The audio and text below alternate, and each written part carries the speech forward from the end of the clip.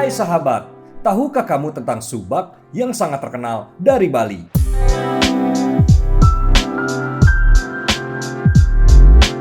Subak adalah organisasi kemasyarakatan yang mengatur sistem pengairan sawah atau irigasi dalam bercocok tanam padi di Bali.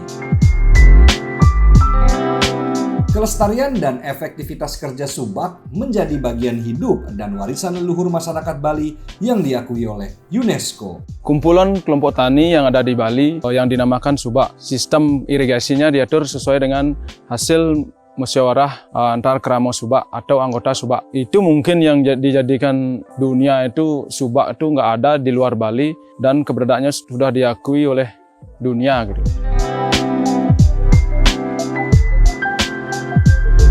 Sistem pertanian yang diterapkan oleh masyarakat Bali sejak berabad-abad silam ini menerapkan sosio-religius berdasarkan filosofi Trihita Karana. Masyarakat Bali mempercayai bahwa mereka harus bekerja sama dan bergotong royong mengolah tanah dan air. Masih seperti dulu, walaupun saluran ini sudah baik, tapi semangat royong masyarakat Subak itu tetap semangat.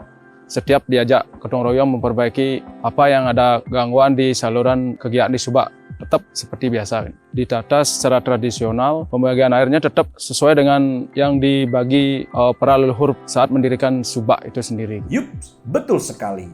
Sebagai suatu metode penataan hidup bersama, sistem Subak pun mampu bertahan selama lebih dari 1 abad. Karena masyarakatnya taat kepada tradisi leluhur. Nggak ada artinya pertengkaran masalah perebutan air sudah diatur sedemikian rupa sesuai dengan seperti yang di Bali namanya temuku gitu. Pembagian air dilakukan secara adil dan merata. Juga segala masalah dibicarakan dan dipecahkan secara bersama. Subak dia kerjanya mandiri, tapi setiap memerlukan sesuatu itu tetap koordinasi sama ketua kelompok. Terus pembagian airnya juga tidak boleh saling mendahului. Sistemnya sistem gotong royong gitu.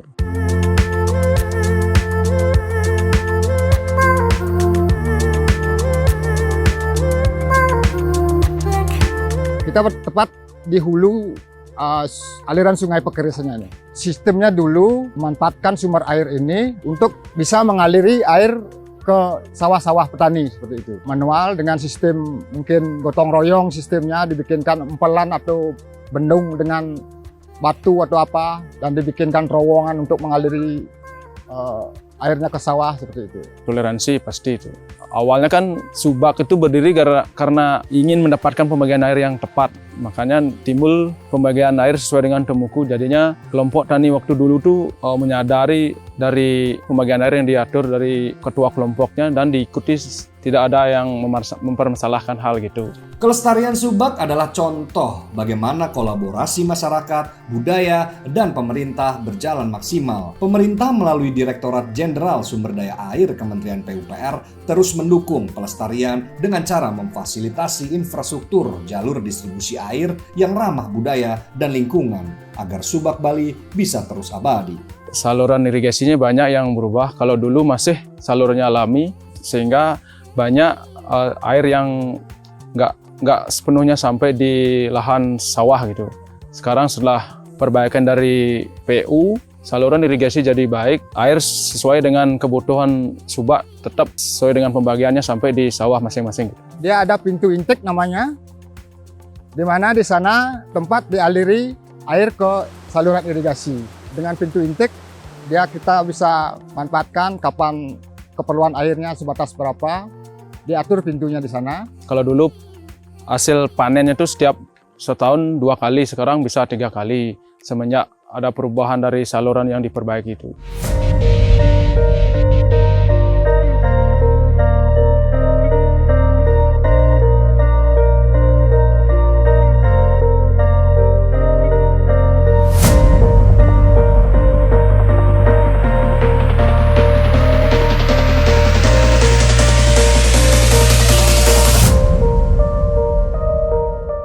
Harmonisasi kehidupan dan nilai spiritual dijadikan pondasi utama lestarinya budaya Subak di Pulau Dewata.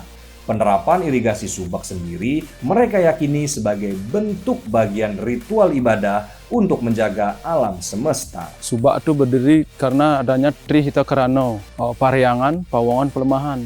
Dari Paryang itu adanya Puro. Puro itu harus disungsung oleh warga Subak. Warga Subak itu di Pawongan.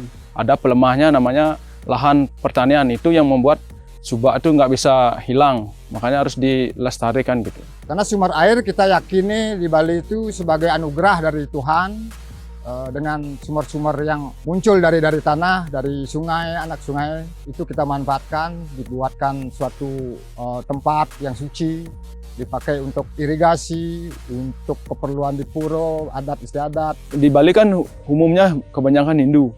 Itu diyakini harus tetap ajak, nggak boleh hilang gitu loh. Kelestarian subak yang memperhatikan aspek lingkungan, sosial, dan budaya mengajari kita semua bahwa hubungan baik antara manusia dengan Tuhan, manusia dengan manusia, dan manusia dengan alam sangat diperlukan guna tercapainya keseimbangan dalam alam semesta.